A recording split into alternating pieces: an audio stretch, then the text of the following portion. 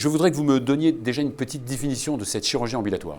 La chirurgie ambulatoire, c'est une prise en charge chirurgicale, un acte de soins chirurgical réalisé sur un patient qui rentre le matin dans l'établissement de soins et qui sera en capacité de sortir le soir.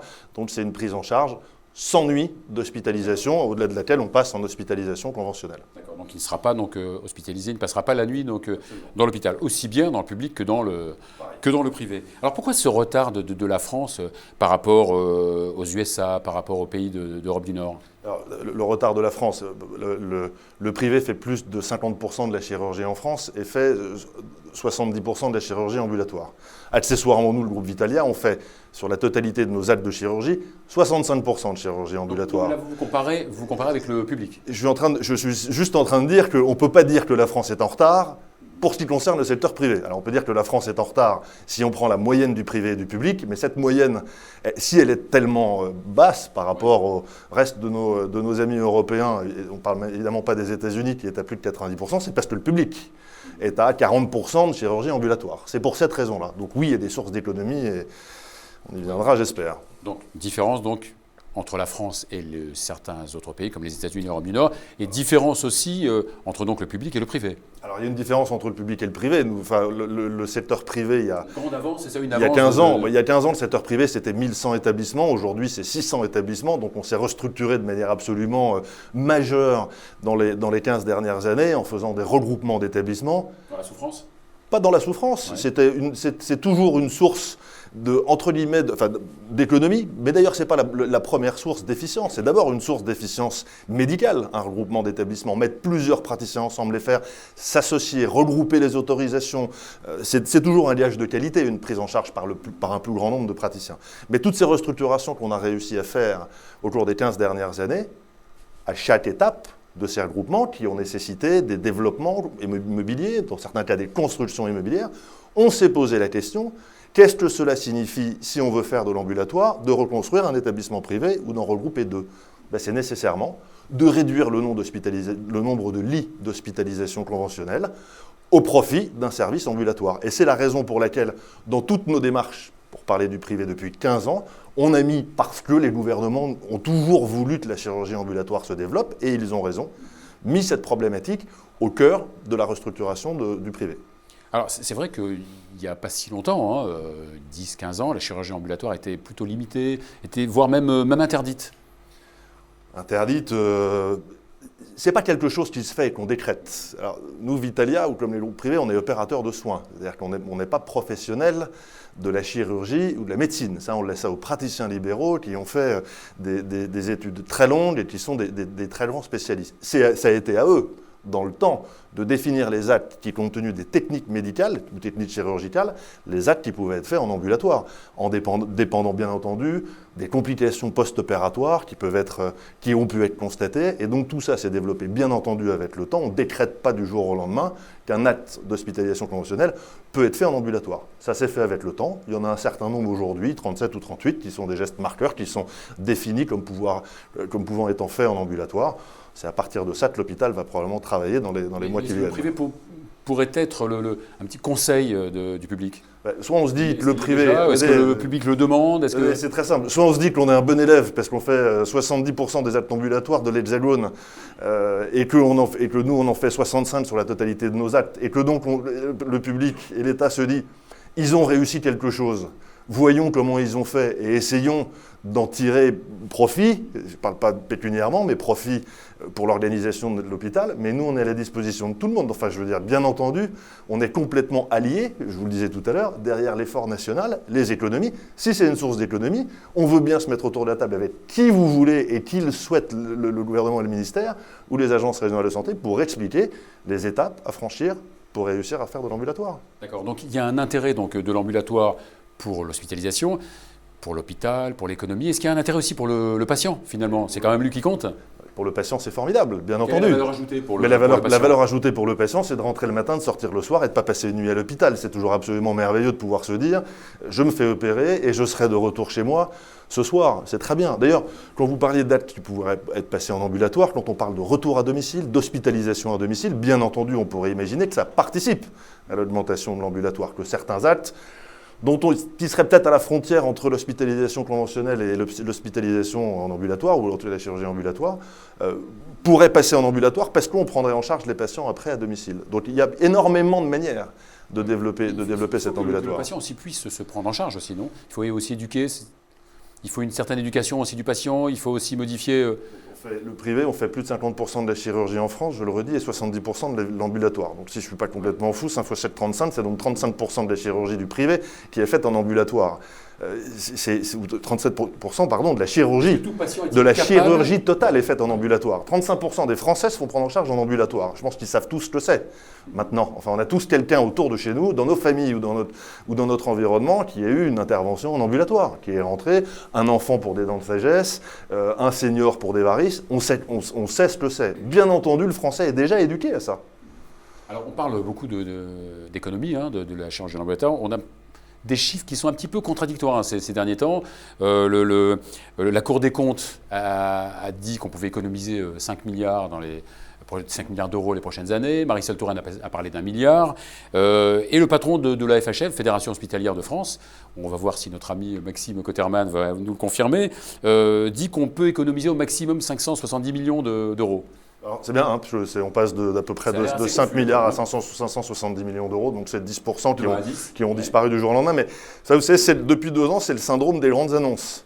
Donc on annonce des choses absolument merveilleuses. Alors un jour on a dit, ah bah tiens, monsieur Montebourg, je crois, on va taxer les... Depuis un an, non, moi je vous dis depuis 2 ans, parce que je vis avec l'immédiateté de ce que l'on subit depuis 2 ans. Malheureusement, l'effet des grandes annonces, un jour on va taxer le résultat d'exploitation des entreprises, et puis on se rend compte que le lendemain c'est pas bien. Un jour on dit on va faire 10 milliards d'économies simples sur l'ambulatoire, puis le lendemain on se rend compte qu'en fait c'est 1, puis on dit ça va être échéance 2017, puis finalement 2016.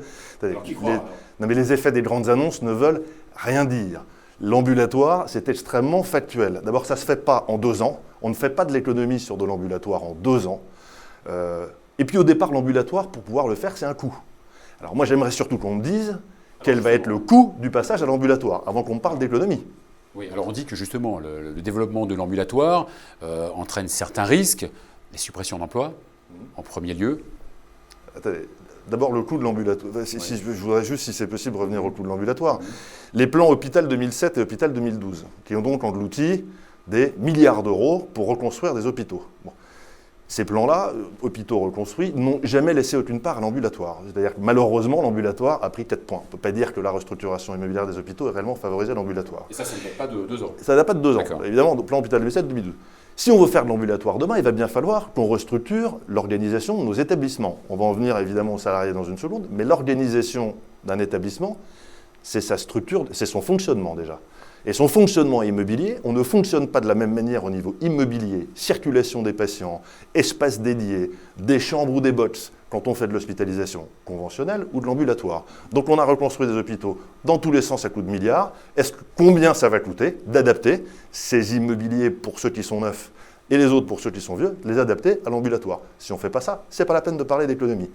Le deuxième volet dont vous parliez, qui est le volet social, bien entendu, incontournable, mais nous, je ne vais pas vous dire que dans l'hospitalisation privée, on ne s'est pas complètement réorganisé. Mais ça ne se fait pas en claquant des doigts. Il n'y a pas eu de plan de licenciement dans les établissements qui se sont restructurés, qui ont fait place à l'ambulatoire et qui ont développé l'ambulatoire. Mais pourquoi 100 000 pertes... Mais attendez, parce qu'on l'a fait en 15 ans. Donc, la manière de se restructurer, ce n'est pas en 2 ans qu'on décrète qu'on va faire de l'ambulatoire et du coup qu'on a besoin de moins de personnel. C'est sur les 10 prochaines années. Et sur les 10 prochaines années, des moyens de réduire le personnel hospitalier sans licencier. Il y en a beaucoup, des moyens de faire ça. On ne remplace pas des ETP hospitaliers. Enfin, déjà en France, on a 16,9 ETP hospitaliers pour 1000 habitants. Il y en a 10 en Allemagne. On est déjà très haut.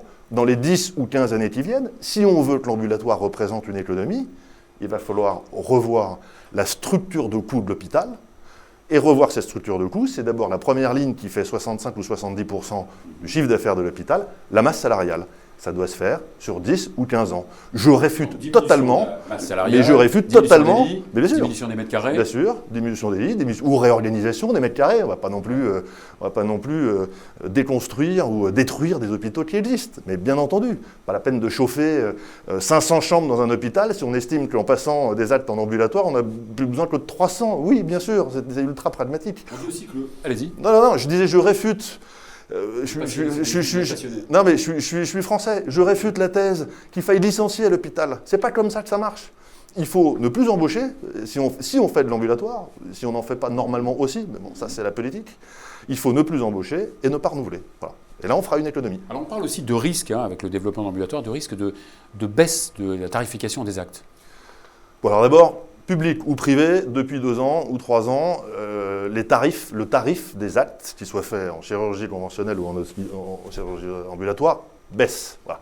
L'assurance maladie, on a un Ondam à 2,4% cette année. On pressent dans les années qui viennent qu'il sera en moyenne sur les 3 prochaines années de 2%. On peut imaginer que les tarifs, d'une manière générale, tarifs sécurité sociale des actes réalisés dans le privé ou dans le public, vont baisser, indifféremment, ambulatoire ou chirurgie conventionnelle. Ce n'est pas une question de baisse des tarifs. Aujourd'hui, un acte réalisé en chirurgie ambulatoire est payé, je vais vous donner une proportion qui n'est peut-être pas exactement celle-là, mais pas loin, 300 € en moyenne, quand un acte en chirurgie conventionnelle est payé 900 € par la sécurité sociale. Donc l'établissement de soins, privé ou public, a un chiffre d'affaires, quand il fait de l'ambulatoire, qui est inférieur au chiffre d'affaires qu'il aurait s'il faisait le même acte en chirurgie conventionnelle. Et alors cette tarification est la même dans le public et dans le privé. Non, attendez, ça c'est... Non, revenons au débat historique. Non, ne revenons pas au débat historique plutôt. Non, le public, le privé, on est payé 22% en moyenne, moins cher pour le même acte que l'hôpital. Alors on ne va pas rentrer dans les débats. Pourquoi ? Parce que l'hôpital a d'autres missions, tout ça, blablabla. Moi, ça me... C'est des choses, c'est des débats qui m'intéressent, qui font vendre du papier. Mais... Disparité, il y a évidemment un retard de la France par rapport à l'étranger, retard du public par rapport au privé. On parle aussi de disparité dans les régions. Et certains suspectent, Marisol Touraine, de privilégier les hôpitaux de proximité. Est-ce que ça ne risque pas de les fragiliser ? Alors d'abord, on ne peut pas, pour le coup, même si je ne peux pas être d'accord, à 95%, je ne suis pas d'accord avec Mme Touraine, on ne peut pas la suspecter lorsqu'elle intervient pour sauver une offre de proximité, la suspecter de mal faire son boulot. Là, dans ce cas-là, quand même, je veux dire, preuve du contraire, tous les Français ont le droit à être soignés de la même manière et pas nécessairement à 80 km de chez eux. Ce n'est pas tout à fait d'ailleurs ce qui existe partout, pour en reparler. Dans certains cas, ce sera l'objet d'une autre émission. Ça, c'est une autre problématique. Donc on peut pas la tête, c'est ça. Moi, très honnêtement, l'ambulatoire, pour moi, est un acte de proximité déjà. C'est-à-dire si l'État raisonnait comme raisonne Vitalia, il n'y a pas qu'il faut tout suivre, même si on se débrouille, mais si l'État raisonnait comme nous, et se disait, ce qu'ils sont en train de faire d'ailleurs un peu avec les communautés hospitalières de territoire, et se disait, petits établissements de proximité pour la chirurgie légère, voire ambulatoire, en réseau, avec grands établissements de grandes villes, villes moyennes ou grandes villes, qui vont faire la chirurgie plus lourde, et qu'on mettait tout ça en réseau, ce serait évidemment une source d'économie, une source d'efficience médico-économique, pour mettre le médical avant. Alors, pour terminer, donc on a parlé de l'hospitalisation privée, publique. On a quand même oublié la médecine libérale, qui a un rôle dans cette médecine ambulatoire, dans cette chirurgie ambulatoire. Est-ce que vous parlez en tant que privé, mais est-ce que l'hospitalisation développe des partenariats avec les médecins de premier recours, avec la médecine libérale ? Non, mais la médecine libérale, d'abord, elle est fondamentale dans notre pays. Le développement de la télésanté, de la e-santé, de la télémédecine. Bien sûr. Non. La médecine libérale, mais pas que la médecine libérale. D'ailleurs, la médecine libérale et la médecine hospitalière ou salariale ou fonctionnaire, peu importe. C'est eux qui sont à la manette sur l'ambulatoire. Nous, on est un opérateur de soins. Je vous ai dit tout à l'heure, c'est pas moi qui vais décréter quel acte peut être fait en ambulatoire ou pas. Toutes les nouvelles techniques qui ont été développées, enfin, quand on est passé de la chirurgie ouverte à la cœlioscopie, aujourd'hui aux robots chirurgicaux dans certains cas, tout ça, c'est les praticiens qui sont les moteurs de ça. Donc tout ce qui arrivera demain, que ce soit sur l'ambulatoire, que ce soit sur le retour à domicile, on peut nous parler d'HAD dans tous les sens. Si un chirurgien, après une opération, ne veut pas laisser rentrer le patient chez lui, qu'il soit hospitalisé chez lui, il ne le saura jamais. Donc tout ce que l'on souhaite faire, que ce soit de la technique médicale, ce sont les praticiens qui sont au cœur, que ce soit le parcours du patient, ce sont les praticiens qui sont au cœur, que ce soit l'accès aux soins, dont on nous taxe souvent, nous le privé, de ne pas permettre l'accès aux soins pour tous. peux vous garantir que, d'abord, on a plus de 70% de praticiens en secteur 1 dans notre groupe et que les secteurs 2 sont extrêmement modérés, parce qu'à Nevers ou à Montluçon, vous ne prenez pas de dépassement d'honoraires, ou très peu, hein, ils ne peuvent pas payer. Donc tous ces praticiens qui sont alliés derrière la même cause, ce sont eux qui seront de toute façon les moteurs de cette télémédecine, du développement de la technologie. Juste un petit point d'ailleurs, il faudrait quand même que l'État puisse donner des tarifs à certaines technologies. Parce qu'on peut dire que ça, c'est une très bonne technique, si elle coûte 10 fois le prix de la technique d'avant à l'établissement, mettez-les remboursés, payez le même prix par la Sécu, l'établissement ne pourra pas être un franc développement considérable. Évidemment. On est désolé pour Corinne Vons et surtout la mère de Corinne Vons, à qui on souhaite un prompt rétablissement. On espère la réinviter une autre fois. On est aussi désolé pour Maxime Cotterman, qui a dû être pris dans les embouteillages, mais le pauvre, on l'a sollicité il y a une demi-heure dans l'urgence. Ce sont les risques du direct. Jean-Baptiste Mortier, merci. C'est un plaisir. Bravo. On va vous inviter, on va vous réinviter, c'est sûr. À votre disposition quand vous voulez, Fabien. Merci beaucoup. Merci à vous de nous avoir écoutés et j'espère avoir le plaisir de vous revoir pour une prochaine émission. À bientôt.